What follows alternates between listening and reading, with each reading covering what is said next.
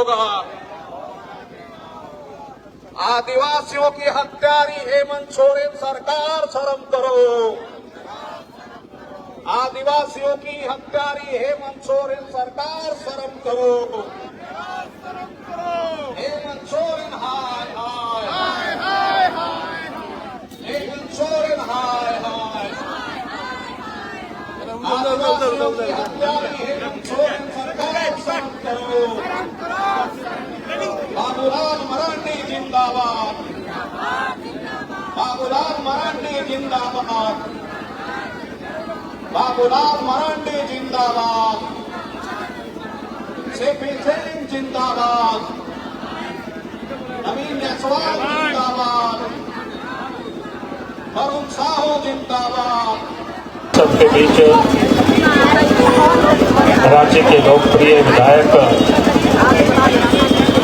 और पूर्व में सरकार में मंत्री भी रहे, विधानसभा में अध्यक्ष भी रहे, श्री सीपी सिंह जी, जिला के अध्यक्ष श्री भरोज जी, पूर्व अध्यक्ष के गुप्ता जी और महामंत्री बलराम जी, जितेंद्र जी और पार्टी के महानगर जिला के तमाम कार्यकर्ता पदाधिकारीगण और उपस्थित बहनों और भाइयों प्रेस के साथियों, मौसम को देखते हुए मैं इतना ही कहूंगा कि जो कि विषय अभी आपको बता चुके, दो मुद्दों को लेकर के आज सब पूरे झारखंड प्रदेश में ब्लॉक स्तर पर प्रदर्शन हो रहा है और वीडियो के माध्यम से राज्य के महामहिम को ज्ञापन सौंपा जा रहा है। महानगर जिला में भी सभी जगहों पर, जिला मुख्यालय में भी प्रदर्शन हो रहा है, जहां पर उपायुक्त के माध्यम से महामहिम राज्यपाल को ज्ञापन सौंपा जा रहा है। और ये दो मुद्दे हैं, एक तो सूर्या हांसदा की हत्या, जिसे वो इनकाउंटर कहते हैं, उसको सीबीआई जांच हो, और दूसरा जो मामला है ड्रीम स्कूल के नाम पर नगरी में आदिवासियों की रैयती जमीन को सरकार पर जबरदस्ती छीन रही है, उसके बारे में पार्टी का यह डिमांड है कि भाई उस जमीन को किसानों को छोड़ दे। इन्हीं दो मुद्दों को लेकर के, इन्हीं दो मांगों को लेकर के झारखंड विधानसभा में भी हम सब ने लगातार आवाज उठाई। हम सब लोग सोच रहे थे कि झारखंड विधानसभा में आवाज उठा रहे हैं, सरकार इस बात को गंभीरता से लेगी, लेकिन विधानसभा के बाद इतनी दिनों बीत जाने के बाद भी इन दोनों मुद्दों पर ही कुछ भी निर्णय नहीं।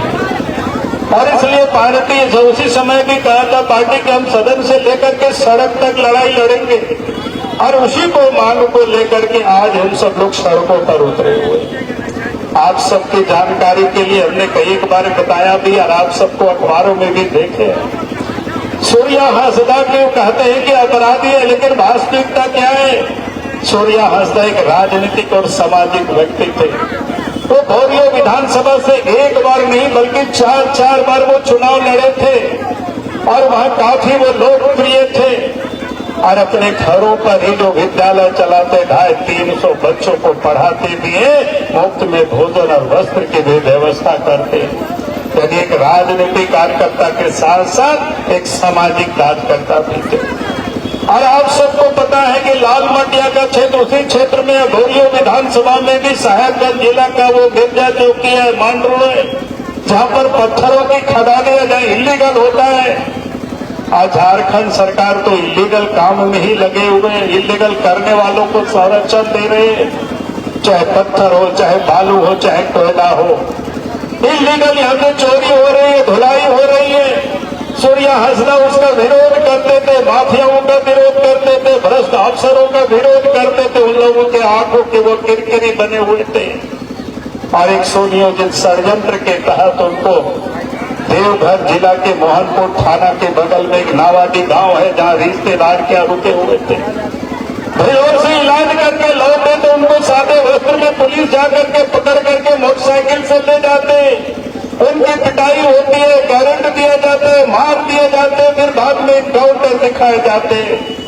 जहां पर उनका लाश पड़ा हुआ था वो मीडिया को भी जाने नहीं देते, जहां पर उनका लाश पड़ा हुआ तो उनके परिवार को भी वहां जाने नहीं देते, गांव के और भी लोगों को जाने नहीं देते।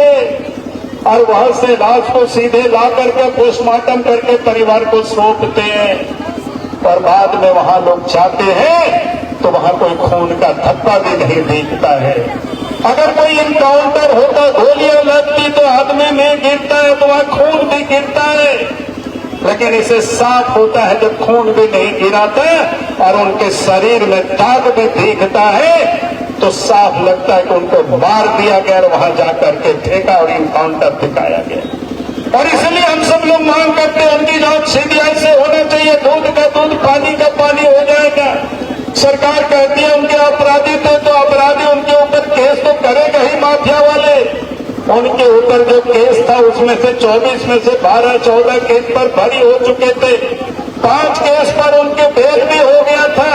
5 केस प्रोसेस में था, उनके ऊपर कोई वारंट नहीं था। फिर इस प्रकार की गिरफ्तारी करने की क्या जरूरत थी?